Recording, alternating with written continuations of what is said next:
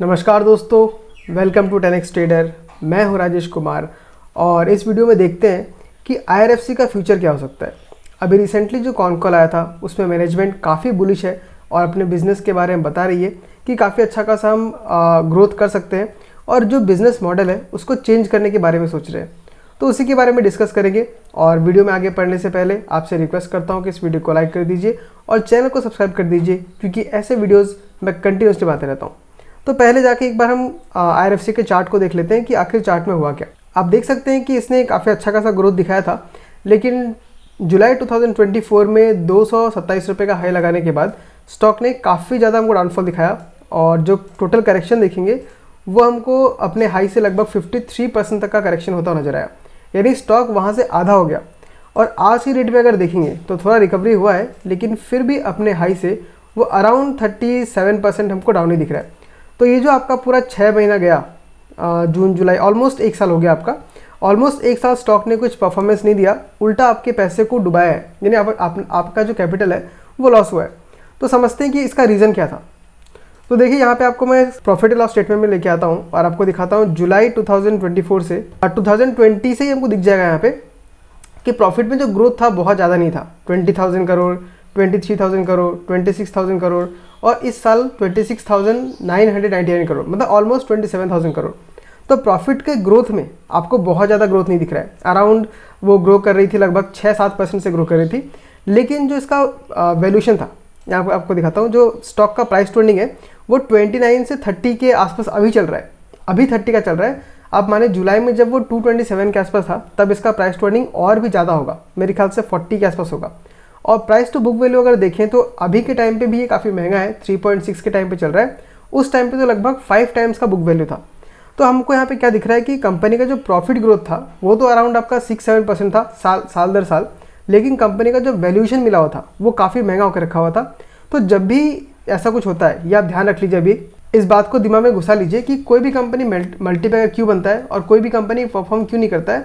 उसका एक simple reason ये है कि कंपनी का प्रॉफिट कैसा हो रहा है। मान लीजिए कंपनी बहुत ही अच्छी है, हर साल हज़ार करोड़ का प्रॉफिट कर रही है, लेकिन अगर प्रॉफिट में ग्रोथ नहीं है, यानी 1000 करोड़ कर रही है, अगले साल फिर 1000 करोड़ किया, तो कंपनी भले जितना अच्छा हो उसमें क्योंकि ग्रोथ नहीं है, उस कंपनी के प्राइस में भी आपको ग्रोथ देखने नहीं मिलेगा। और अगर मान लीजिए उल्टा हो जाता है, अगर वो ग्रोथ कम कर रही है और उसका जो प्राइस टू अर्निंग बहुत ज़्यादा मिला हुआ है, वैल्यूएशन बहुत महंगा होकर रखा हुआ है, तब वहाँ पे लोग शेयर को बेचना शुरू कर देते हैं और उससे निकल के किसी ऐसे शेयर में जाते हैं जिससे ग्रोथ बहुत ज़्यादा है और जिसका वैल्यूएशन सस्ता है। तो इसी वजह से स्टॉक्स कभी ऊपर मूव करते हैं, कभी नीचे मूव करते हैं। तो ये बात आप समझ लीजिए, आप किसी भी स्टॉक में इन्वेस्टेड है तो वो आपको मल्टीबैगर रिटर्न तभी देगा जब वो हर साल या हर क्वार्टर आपको प्रॉफिट बढ़ाते हुए नजर आएगा, या कंपनी की मैनेजमेंट ये कहेगी कि हम अपने प्रॉफिट को इतने % से ग्रो कर सकते हैं। मान लीजिए कोई कंपनी हर साल अपने प्रॉफिट को अगर 10% से ग्रो करती है तो उसका जो प्राइस ट्रेंडिंग है वो अराउंड 10 से 15 से या खूब बेसी 30 टाइम्स का दे सकते हैं। लेकिन अगर आपका जो ग्रोथ है वो 30% से कम है और वैल्यूएशन उसका 40 के आसपास है, मतलब प्राइस ट्रेंडिंग 40 हो गया, 50 हो गया, तो वैसे प्राइस पे सस्टेन करना बहुत ही मुश्किल है। और ऐसा अनगिनत एग्जांपल्स आप देख सकते हैं जहाँ पे हाई वैल्यूएशन होने की वजह से और ग्रोथ कम होने की वजह से स्टॉक के प्राइस में काफ़ी अच्छा खासा करेक्शन देखने के लिए मिला है। तो IRFC में भी यही हुआ, कोई सरप्राइज बात नहीं है। बहुत लोग ये सोचते हैं कि IRFC क्यों ग्रो नहीं कर रहा है, जबकि उसने पास्ट में कितना अच्छा खासा ग्रोथ दिखाया। लेकिन आज फिर से मैं IRFC के बारे में क्यों बात कर रहा हूँ, क्योंकि मैंने जब कॉन कॉल पढ़ा तो मुझे बहुत ज़्यादा ऐसा कॉन कॉल में लगा कि ऐसा वाइब्स आने लग गया कि कंपनी बहुत ज़्यादा अच्छा करने वाली है अकॉर्डिंग टू मैनेजमेंट, और क्योंकि वो अपने बिजनेस मॉडल को इंप्रूव कर रही है, मतलब चेंज कर रही है, तो उसके जो रेवेन्यू है वो बहुत ज़्यादा बढ़ सकते हैं और प्रॉफिट भी बहुत ज़्यादा बढ़ सकता है। तो अब जो कॉन कॉल है मैंने पढ़ा उसी को मैं आपके साथ रिपीट करने वाला हूँ और आपको सिंपल बना के समझाने वाला हूँ। तो देखिए, सबसे पहले IRFC की मैनेजमेंट ने क्या कहा कि हम जो प्रॉफिट कर रहे हैं वो स्टडी है। स्टडी मतलब मान लीजिए 5-6% से ग्रो करना, उसको स्टडी बोलते हैं, मतलब बहुत ज़्यादा ग्रोथ नहीं है। जितना आपका इंडिया का GDP ग्रो कर रहा है उसके आसपास ये भी ग्रो कर रहे हैं। लेकिन अब इन्होंने क्या किया है, इन्होंने अपने बिजनेस को बढ़ाने का सोचा है। देखिए, IRFC का मेन काम क्या था, जो इंडियन रेलवेज है उनके प्रोजेक्ट्स को फंड करना और उसके ऊपर आपको इंटरेस्ट लेके पैसा कमाना। तो अभी ये तो काफ़ी जो इंडियन रेलवेज का जो फाइनेंसिंग था वो, मतलब मान लीजिए काफ़ी ज़्यादा फाइनेंस कर चुके हैं। अब इनके पास इंडियन रेलवेज में ग्रो करने का जगह नहीं है। उल्टा इनके जो लोन जो बांटे हुए थे, जो 10 साल 15 साल का जो लोन था, वो अब 2025 में 2026 में धीरे धीरे लोन का जो टेन्योर था कंप्लीट होने वाला है, इन्हें लोन चुक जाएगा। तो उसके बाद ये किसको लोन देंगे? तो इन्होंने क्या प्लानिंग किया है कि जो रेलवे से जो रिलेटेड सेक्टर्स है, जैसे रेलवे मेट्रो है, फिर आपका एनटीपीसी हो गया, जो नॉन टेक्निकल पार्ट जो आता है रेलवे का, उन सबको ही क्या करेंगे, लोन देना स्टार्ट करेंगे और उनसे ये अपने बिजनेस को ग्रो कर सकते हैं। और मैनेजमेंट का ये भी कहना है कि इसमें जो मार्जिन होगा वो 2 गुना से 3 गुना होगा। यानी मान लीजिए अगर इंडियन रेलवेज़ को वो 5% पे देती थी लोन, तो इसको कम से कम आराम से 15-20% पे दे सकती है, यानी कि जिससे इसका जो मार्जिन है वो दुगना से 3 गुना हो सकता है। अब कंपनी बोल रही है, मतलब मैनेजमेंट बोल रही है कि वो कितना लोन बांटना शुरू करेगी। तो इंडियन मेट्रोज़ को जो लोन बांटने का है वो लगभग इन्होंने इस क्वार्टर में, इस साल का 60,000 करोड़ का अप्रूवल हो चुका है। अब इसमें से वो कितना लोन बांटते हैं वो अलग बात है, जितना ज़्यादा ग्रोथ करेंगे उतना इनका प्रॉफिट बढ़ेगा।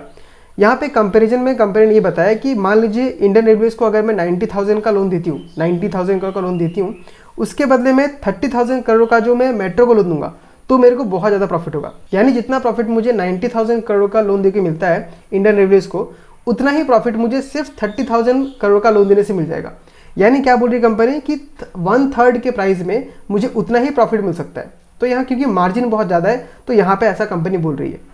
नेक्स्ट ये बोल रही है कि एनटीपीसी को कंपनी ने ऑलरेडी 5,000 करोड़ का लोन डिस्पर्स कर दिया है और आगे आने वाले टाइम में और ही बहुत सारे लोन को डिस्पर्स करेंगे। मतलब टोटल 60,000 करोड़ का लोन और डिस्पर्स करेंगे, जिनमें इनका प्रॉफिट 3 गुना बढ़ सकता है। तब किसी ने क्वेश्चन पूछा यहाँ पे कि हम लोग को जो लोन जो हम देते हैं, तो ये जो भी कंपनीज है वो हमसे क्यों लोन लेते हैं, बैंक से क्यों लोन नहीं लेती। तो कंपनी का मेन एडवांटेज यहाँ पे ये है कि इनका जो कॉस्ट ऑफ फंड है वो बहुत ही सस्ता है। यानी मान लीजिए खुद अगर 1-2% पे लेते हैं तो ये 4-5% पे लोन को दे सकते हैं, जिसके वजह से ज़्यादातर जो कंपनीज है आईआरएफसी के थ्रू ही क्या करती है, लोन लेने को ट्राई करती है। वैसे ऐसा नहीं कि बैंक इनको लोन नहीं दे सकते, बैंक भी लोन दे सकता है, बट बैंक का इंटरेस्ट रेट बहुत ज़्यादा है कंपेयर टू आईआरएफसी, इसलिए आईआरएफसी को ही लोन देने का फैसिलिटी मिलता है और वही लोन देके प्रॉफिट कमाती है। नेक्स्ट उन्होंने कहा कि कंपनी को जो बिजनेस मॉडल को मूव क्यों कर रही है, क्योंकि इन्होंने लास्ट 40 साल से रेलवेज़ को सर्व कर रहे हैं और रेलवेज़ का जो लोन का टेन्योर था वो धीरे धीरे खत्म हो रहा है। अब इनको नया क्लाइंट ढूंढना पड़ेगा, नया कस्टमर ढूंढना पड़ेगा, तो उसके लिए डाइवर्सिफाई कर रहे हैं। और साथ ही साथ इनका जो डेट टू इक्विटी हो गया था वो लगभग 10 गुने का हो चुका था, तो उसको भी कम करना है इनको। तो ये लोग रेलवे से निकल के दूसरे सेक्टर में जा रहे हैं जो कि रेलवे के ही रिलेटेड है। मतलब अगर मेट्रोज़ को देखूँ तो वो रेलवे से रिलेटेड है, एनटीपीसी को देखूँ तो वो रेलवे से रिलेटेड है। तो रेलवेज़ के आगे पीछे जो इकोसिस्टम है उनको ये धीरे धीरे फंड करने का सोच रहे हैं। और कंपनी प्रॉफिट कितना कमा सकती है वो तो इसने बोला नहीं है, बट मैनेजमेंट बहुत ज़्यादा बुलिश है। नेट अगर देखूँ तो कॉल में यही सुनने को मिल रहा है कि हम लोग जो गाइडेंस दे रहे हैं हम उसको सरपास कर सकते हैं। हमने सोचा है कि 30,000 करोड़ का लोन देंगे तो उसको हम ज़्यादा भी दे सकते हैं। तो देखिए मुझे इस सेक्टर में अच्छा तो लगता है, रेलवे सेक्टर है, ग्रोथ तो करेगा ही करेगा और ग्रो करने के लिए इनको लोन का रिक्वायरमेंट चाहिए जो कि आईआरएफसी देगी। बट यहाँ पे बहुत ज़्यादा पिक्चर क्लियर नहीं है कि कितना लोन देंगे, उसके ऊपर कितना हमको प्रॉफिट हो सकता है। तो मैं फिलहाल यहाँ पे वेट एंड वॉच करूँगा, क्योंकि अभी भी अगर मैं देखूँ तो आईआरएफसी का जो वैल्यूएशन है काफ़ी महंगा है, 30 के प्राइस टू अर्निंग पर है और प्राइस टू बुक अगर देखें तो 3.6 टाइम्स का है, ऑलमोस्ट 4 गुना का प्राइस टू बुक अभी भी मिल रहा है। तो अगर कंपनी अच्छा खासा ग्रोथ दिखाती है, 30-40% से प्रॉफिट को ग्रो कर पाती है, तभी से वापस से ग्रोथ मिलेगा, वरना ये इसी रेंज में घूमता रहेगा। अगर ये 6-7% से ग्रो करता है तो ये ऊपर बढ़ेगा भी नहीं और इसी रेंज में ऐसे घूमता रहेगा जहाँ पे पिछले 1 साल से घूम रहा है। तो ये था मेरा आईआरएफसी के ऊपर वीडियो, क्योंकि मैंने कई बार वीडियो बनाए हैं आईआरएफसी के ऊपर जब मैंने इसको क्रिटिसाइज़ किया है कि उसका बिजनेस ग्रो नहीं कर रहा है, इसमें फंस के फ़ायदा नहीं है। आप मेरे पिछले वीडियोस को चेकआउट कर सकते हैं। और तब से अभी तक आईआरएफसी ने बहुत ज़्यादा ग्रोथ दिखाया भी नहीं है, बीच बीच में आपको 4-5% का मूव देखने मिलता है। तो ये फ्लक्चुएशन तो नॉर्मल है, बट एक बड़ा ग्रोथ आपको देखने के लिए नहीं मिलेगा जब तक प्रॉफिट में ग्रोथ देखने के लिए नहीं मिलता है। तो अगर आप आईआरएफसी में इन्वेस्टेड है तो मेरे ख्याल से आपको थोड़ा और वेट एंड वॉच करना चाहिए, क्योंकि कंपनी अगर बोल रही है कि ग्रोथ हो सकता है तो चांसेस है कि ग्रोथ हो जाए। और अगर 1-2 क्वार्टर में ग्रोथ देखने मिलता है तो कंपनी वापस से 200 के लेवल को टच कर सकती है, जिससे आपको अच्छा खासा प्रॉफिट हो सकता है।